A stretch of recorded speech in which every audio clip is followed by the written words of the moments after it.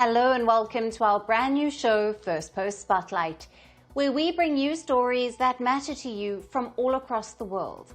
From breaking news to the day's biggest controversies, we shed light on issues that shape our world. I'm Alison Lagrange, live from Durban, South Africa. Let's begin with the top headlines.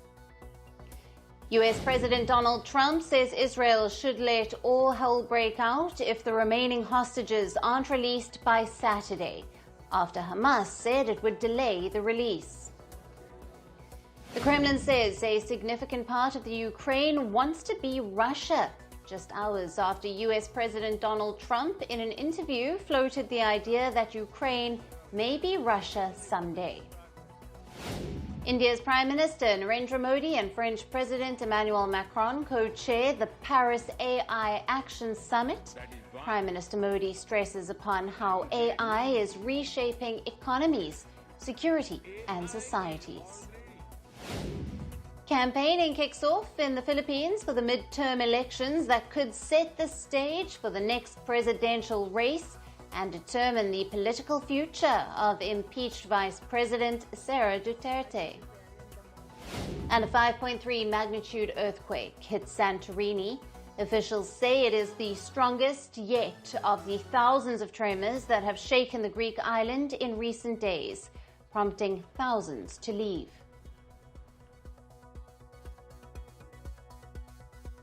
Hello and welcome. Now, immigration crackdowns are not just an American spectacle anymore. Last week, we told you about Saudi's war on illegal migrants, and today's story is about the United Kingdom. The UK's Labour government has taken a page straight from Trump's playbook. This operation is being called the UK-wide Blitz, and staying true to its name, London has launched a blitz of mass raids across the country. The latest in this series of operations targeted Indian restaurants, convenience stores and nail bars.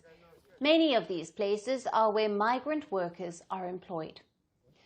For the first time, officials have released a video which purportedly shows these deportation processes.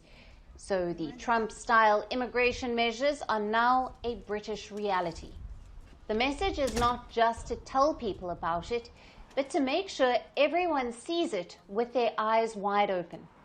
It's about sending a message to undocumented migrants that the UK's enforcement teams are coming for them.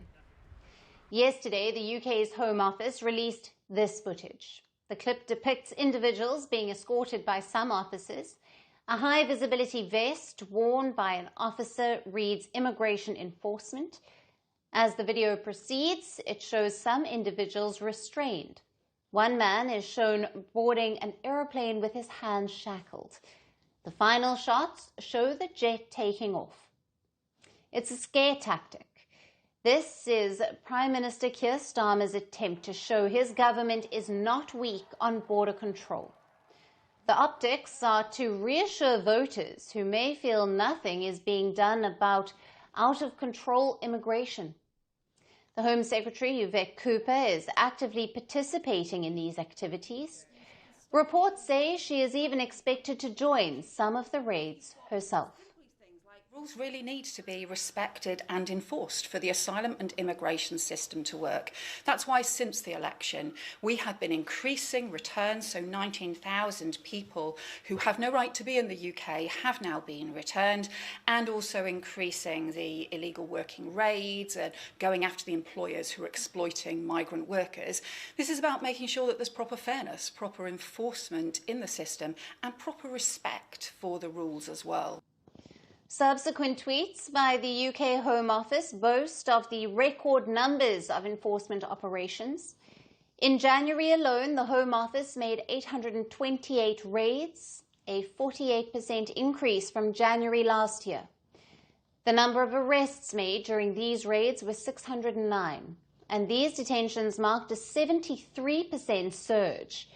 That means, on average, about 3 out of every 4 raids led to at least one arrest. Now, the UK's current approach closely parallels the tactics used by the US. It includes mass raids, publicised deportations, and the same scare tactic. There have been 19,000 deportations since July of 2024, when the Labour Party stormed to power.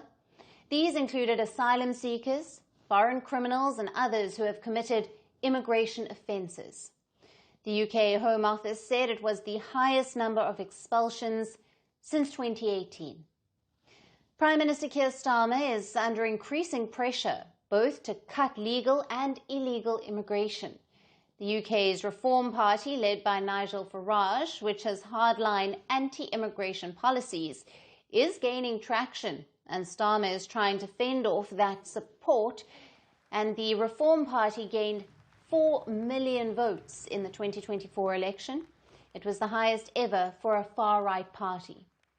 So if Starmer doesn't act, it could erode his support. To strengthen border control, he has set up a border security command.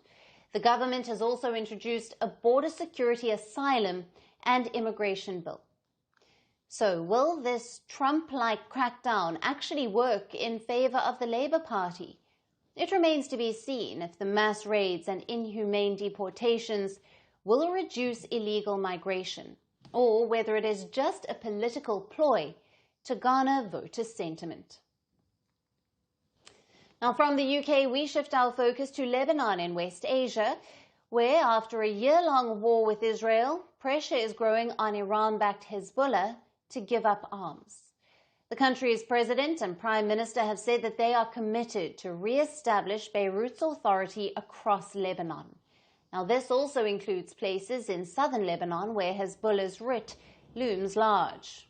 Now, referring to a UN Security Council framework that calls for disarming Hezbollah, the Lebanese Prime Minister Nawaf Salam said that his government will implement the same for the security and stability of the country.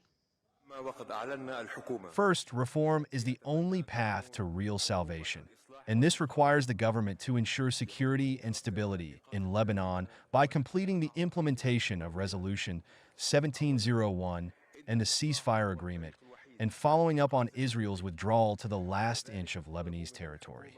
This is in conjunction with reconstruction, which I previously said is not a promise but a commitment. The UN Security Council Resolution 1701, unanimously agreed upon in response to the 2006 Israel-Hezbollah war, is deemed critical for peace in Lebanon amid continued hostilities with Israel. The resolution calls for full cessation of hostilities between Israel and Lebanon, as well as disarmament of Hezbollah and other armed groups in Lebanon. The resolution also underlines Lebanon's need to fully exert control of all of its territory, part of which continues to remain under the de facto control of banned militant groups such as Hezbollah. 19 years since this resolution, Beirut's commitment to disarm Hezbollah is yet to see the light of day. But as the Iran-backed Shia group reels for resurrection with declined arms and assassinated top leaders, reports say that Lebanese leaders have found a rare opportunity to reassert Beirut's authority across the country. Now, that's because while Israel is credited to have given Hezbollah's military capability a sizable blow, the group's political standing in and out of Beirut remains as strong as before. Hezbollah and its allies currently control 62 seats in Lebanon's 128-member parliament. This is enough to sway important decisions. Reports add that Hezbollah can resort to intimidation of lawmakers who stand in the way of their legislative needs, and that can give them the upper hand in Beirut. At the same time, despite heavy losses in war with Israel, Hezbollah's administrative institutions continue to function in the country's south. The group has reportedly deployed a vast network of its loyalists in southern Lebanon to reassert its strength. For this, Hezbollah appears to be trumping Prime Minister Nawaf Salam's government in the post-war rebuilding effort.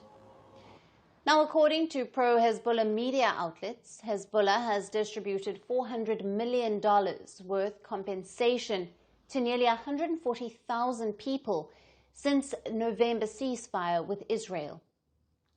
People who lost their homes reportedly received between $12,000 to $14,000 to cover a year of rent elsewhere.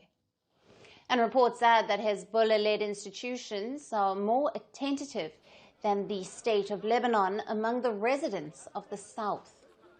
People cite free medical care from Hezbollah-backed health organizations and aid payments doled out through the war for their continued support for the militant group with critical political presence. Now, the revived call for disarming Hezbollah holds a key significance for any semblance of peace between Israel and Lebanon in the coming future. But instead of Lebanon's independent institutions, Hezbollah-led bureaucracy appears to be in charge of rebuilding the country's south. The group, far from giving up arms, appear to be regenerating even after the assassination of its longtime leader, Hassan Nasrallah. So, is Hezbollah regaining its pre-war political and militant strength despite the recent commitment to disarm the group? And shifting focus to Saudi Arabia, the West Asia powerhouse that could possibly go extinct in the coming years. A Saudi writer has raised alarm over the country's declining birth rates. In an article published in Saudi newspaper Al Watan, the writer Mansour Al-Daban has cited UN data showing a worrying drop in birth rates in the country. Now, according to the figures, births in Saudi Arabia fell by 67% in 2023 compared to 1950, when the birth rate was 53.34 per 1,000 people. Now, in 2023, it had plummeted to 15.7. This was even a 2.88% decline from 16.92 in the year 2022. Al-Daban warns that Saudi Arabia needs a rescue plan before the year 2100, or it risks extinction. Now, experts say that the top reasons for falling birth rates include infertility, reluctance to marry, and delayed childbearing. Recent studies also raise alarm over falling fertility rates in Saudi Arabia. Now, according to UN projections, the fertility rate in Saudi Arabia is expected to be 2.12 this year. This would be a decline of 1.24% from 2024, when the fertility rate was 2.14.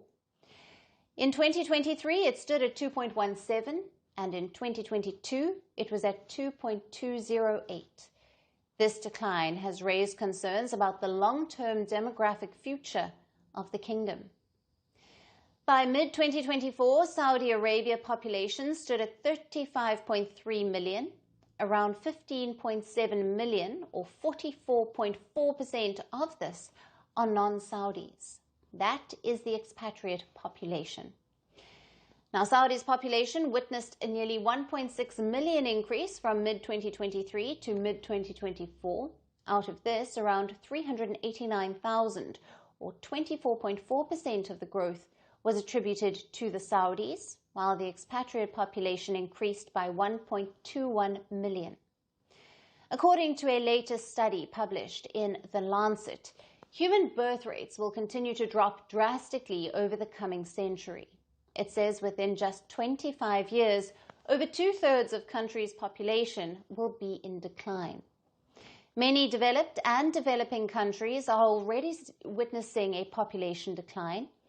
South Korea, Ukraine, Japan, Italy, Singapore, and even China have one of the lowest birth rates currently. Now, the study forecasts that by the year 2100, birth rates will be lower than death rates in 198 countries. And in Bhutan, Bangladesh, Nepal, and Saudi Arabia, the rates will fall below 1 child per female. And the only countries expect to have birth rates that exceed the level needed for population maintenance are Samoa, Somalia, Tonga, Niger, Chad, and Tajikistan. In fact, Africa is predicted to turn into a population powerhouse in the coming decades. In 2050, Chad and Niger are predicted to have the highest fertility rates, and by the year 2100, Samoa and Tonga are expected to have the highest fertility rates. The study says 1 in every 2 children born by 2100 will come from Africa, which already contributed 1/3 of the world's babies in the year 2021. International scientists warn that governments must prepare for the massive challenges due to the falling birth rates and changes to global population patterns in the coming decades. So, will the Kingdom of Saudi Arabia ready a plan of action? And finally, in the world of technology, a tug of war is underway between billionaires Elon Musk and Sam Altman for the control of ChatGPT maker OpenAI. In the latest, a formal group of investors led by Elon Musk has offered nearly $100 billion to buy the non-profit that controls OpenAI. The move adds to the long-standing feud between OpenAI CEO Sam Altman and Elon Musk over the future of artificial intelligence chatbots. While mocking Musk's OpenAI buyout offer, Altman came up with a counter-offer for Musk-owned social media platform X. Altman suggested that he would buy Twitter for 10 times less money than what Musk is offering for OpenAI. Publicly declining Musk's buyout offer, Altman said that he could instead buy X for just $9.74 billion. Responding to Altman's counteroffer, Musk called the OpenAI co-founder a swindler. Now, the feud between Musk and Altman dates back to the initial years of OpenAI. Musk, Altman, and 9 others co-founded OpenAI in 2015 as a non-profit firm. Musk left the company in 2018 after a failed takeover bid. After OpenAI shot to global fame with the launch of ChatGPT, Musk accused Altman of sidelining safety concerns associated with AI development. In August of 2024, Musk sued OpenAI for pushing to maximize profits through a technology that was supposed to be disseminated into a not-for-profit model. In November of 2024, Musk attempted to legally block OpenAI from converting to a for-profit structure. Now, OpenAI says that a shift to for-profit structure is critical to raise funds that are needed to develop the best AI models. But Elon Musk has opposed the transition, citing OpenAI's founding mission, which the world's richest person asserts was strictly supposed to be not for profit. The consortium that is now trying to buy OpenAI's parent non-profit includes Musk-owned xAI and several investment firms. If a buyout deal goes through, xAI could merge with OpenAI. A deal this size would obviously need Musk and his consortium to raise enormous amounts of funding. Now, reports in the Western financial newspapers suggest that Musk is ready to take unconventional steps to buy OpenAI. Musk could reportedly sell part of his stakes in Tesla or take a loan against his stake to fund this buyout. Reports also add that Musk could also put up as collateral his stake in SpaceX, which is worth tens of billions of dollars. Elon Musk's recent moves show that he is willing to do whatever it takes to take control of OpenAI. Is keeping OpenAI a non-profit hogwash for Musk's ambition to own the world's most consequential generative AI firm? And that's all we have on the show for today. We will see you again tomorrow at the same time. Thank you for watching. Stay tuned to Firstpost. From breaking news to the day's biggest controversies, shedding light on the world's top headlines, detailed analysis on the stories that matter the most to you. Catch it all on Spotlight at 6 p.m. India time and 12:30 GMT, only on Firstpost. We're calling the show Vantage. We hope you like what we put together for you. touted as the minimum two-way defense. From that video, India's neighbors were the first to send the special edition of Vantage live from the White House throughout the week. Hindu Mandir in we're on our way to Tel Aviv. Measure, but it's also the perfect way to drive. I don't think that Prime Minister of Bhutan, Sherin Togwe. Welcome to 60% of the world's office. Prime Minister Modi did the iron. we were actually How are you doing? How do you like? It's been 1 year since that meeting. Iron bars separate you from the outside. Out the vote efforts. Trump had, it says, and at $4.3 trillion. 4.3 300 billion by 2030. That's what we need to tackle climate change.